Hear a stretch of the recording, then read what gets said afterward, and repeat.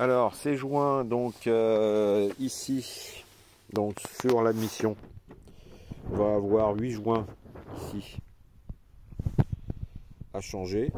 Là, ils sont complètement morts, hein. Ils sont complètement HS, complètement carbonisés. Donc ça, c'est à changer.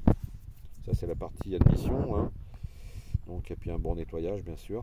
Et les fameux joints. Donc, voilà l'injecteur. Voilà l'injecteur complet. Voilà le premier injecteur, le premier joint. Cale anti-vibration. Ça, c'est une cale anti-vibration. Et surtout celui qui vient, donc, qui vient dans la réhausse de culasse. C'est-à-dire, ici, là, il faut le monter comme ça, dans le sens exactement de la réhausse de culasse. Exactement avec les gorges latérales. Et non pas comme ça. Nous, on l'a trouvé, les 4, comme ça. Ce qui veut dire que ben, le joint est à moitié écrasé, remontée d'huile de partout. Et donc, résultat des courses, on avait une déperdition complète de puissance. Et puis, des fuites d'huile sans arrêt. Donc, ça dégueulait partout sur le carter, etc.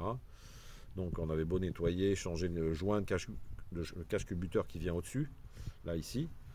Ça fuyait toujours. Donc, ben, il fallait remédier. Donc, c'est ce qu'on est en train de faire.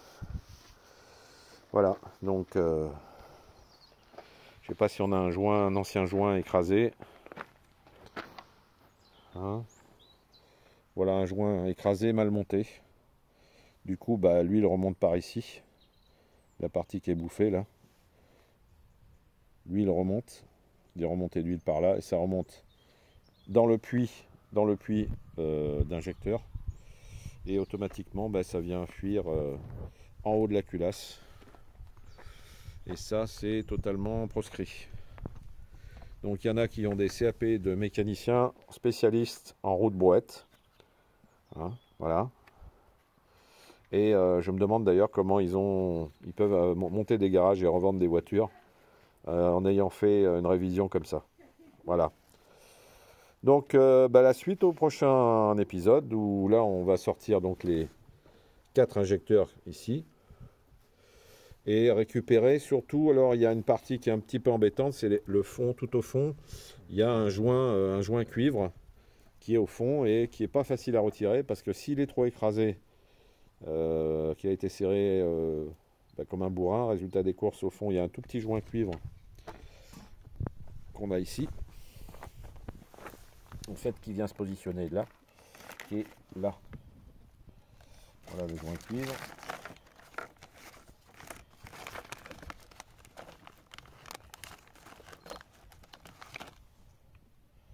Voilà, ce petit joint là, ben, s'il est trop écrasé, c'est pas facile à ressortir de la culasse. Donc pour ça on a un système, il faut un système avec une tige assez longue, hein, puisque c'est assez profond, pour récupérer le joint qui est coincé au fond. Donc voilà, la suite au prochain numéro.